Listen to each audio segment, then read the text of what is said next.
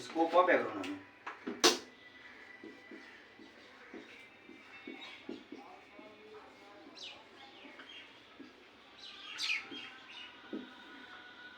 पिछली वीडियो में बताएं जैसे एग्रीकल्चर के स्कोप के बारे में, इसी तरह सेम पॉइंट्स हैं।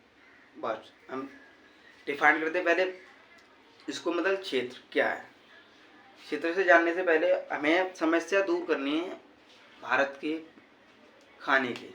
तो कैसे समस्या दूर करेंगे? फर्स्ट पॉइंट आता है हमारा, या तो भूमि को बढ़ा लें,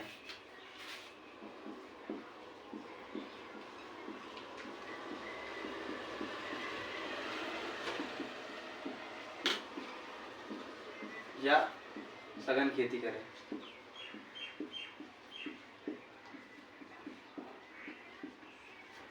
या तो भूमि को बढ़ा लें या तो सघन खेती करें।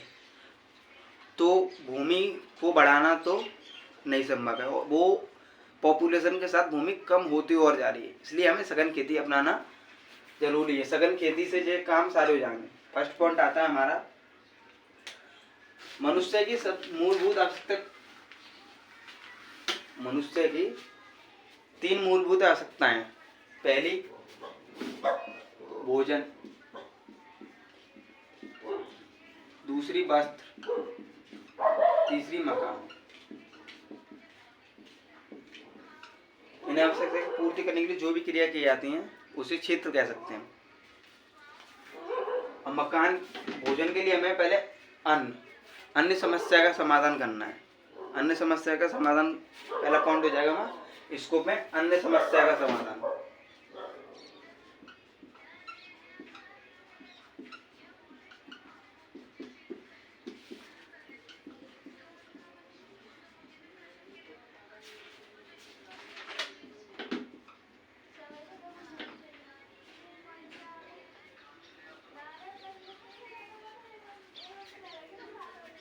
अन्य समस्या का समाधान, अन्य समस्या का समाधान हमारा केवल 2 चीजों से होता है, केवल सघन कृषि करके, मतलब घनी कृषि करके। इसमें हम क्रॉप्स लेते हैं, मेनली बता देता हूँ एग्जांपल में। गेहूं, चावल। मनुष्य की प्रथम आवश्यकता है भोजन, तो हमें अन्य समस्या का समाधान करेंगे, पहला पॉइंट। और सेकंड पॉइंट आता है वस्त्र समस्या का समाधान। वस्त्र समस्या का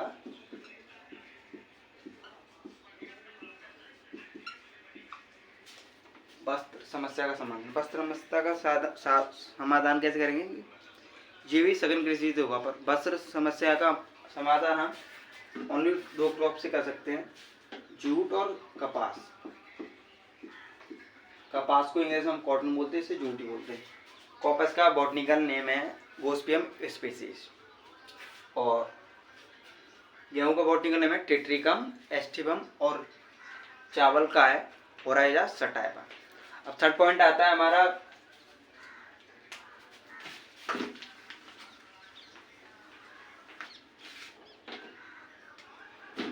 तीसरा, पशुओं के चारे के लिए उपलब्धि। पशुओं के चारे के लिए उपलब्धि।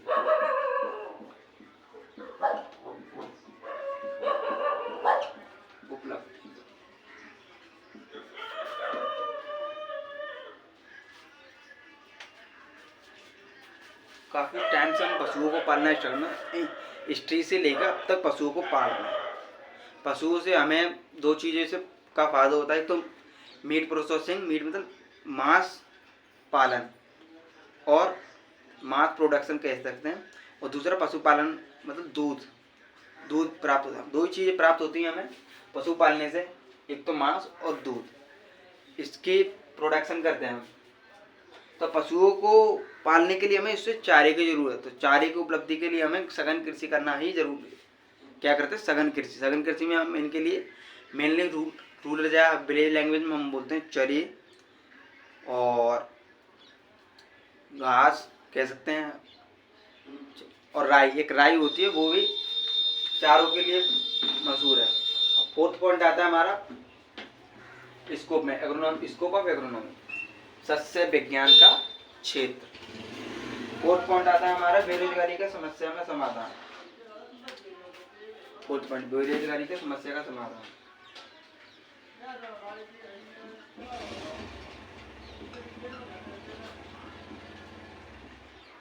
की समस्या का समाधान।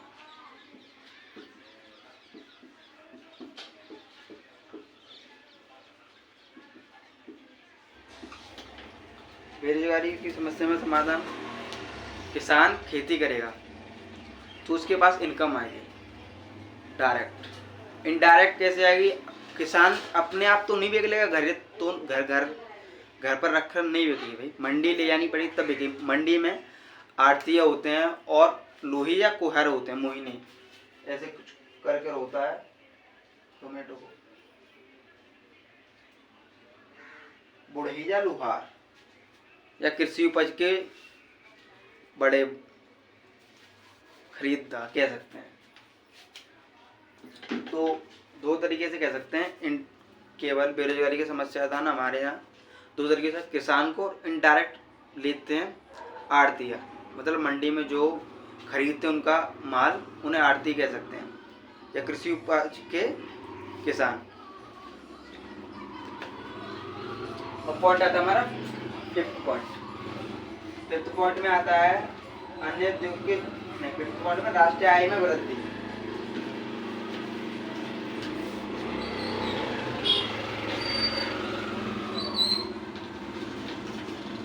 फिफ्थ पॉइंट, राष्ट्रीय आय में वृद्धि।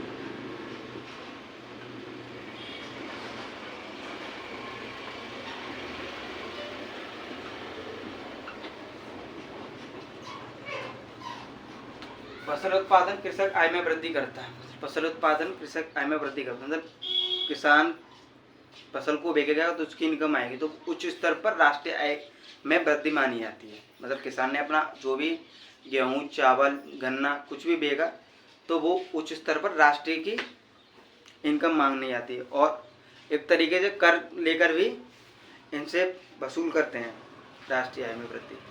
और कुछ माल है जो हम देश में नहीं बाहर भी एक्सपोर्ट करते हैं, चाय हुआ, कॉफ़ी हुई, गन्ना हुआ, इससे भी राष्ट्रीय आय में वृद्धि होती है। अब आता है हमारा सिक्स्थ पॉइंट, मृदा में उर्वरता में वृद्धि। मृदा उर्वरता में वृद्धि,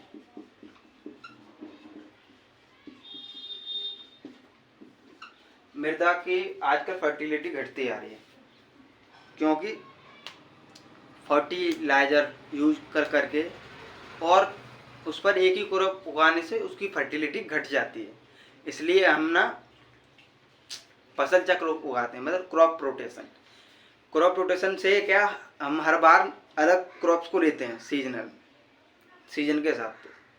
सीजन 3 है खरीफ, रबी, जायद। तो सीजन के हिसाब से हम क्रॉप उगाते हैं, तो इससे की फर्टिलिटी बनी रहती है। और फर्टिलिटी बनाने से पहले हमें गोबर की खाद का ज़्यादा यूज किया जाता है, जिससे फर्टिलिटी बनी रहती है। मृदा में उर्वरता में वृद्धि, जिससे कि हमें क्रॉप रोटेशन अपनाते हैं, क्रॉप रोटेशन या मिक्सिंग क्रॉपिंग।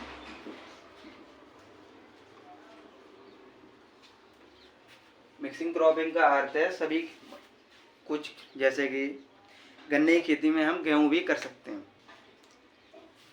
गन्ने की खेती में गेहूं ही करते हैं, इसे कहते हैं मिक्सिंग खेती। अब सेकंड पॉइंट आता है हमारा सस्य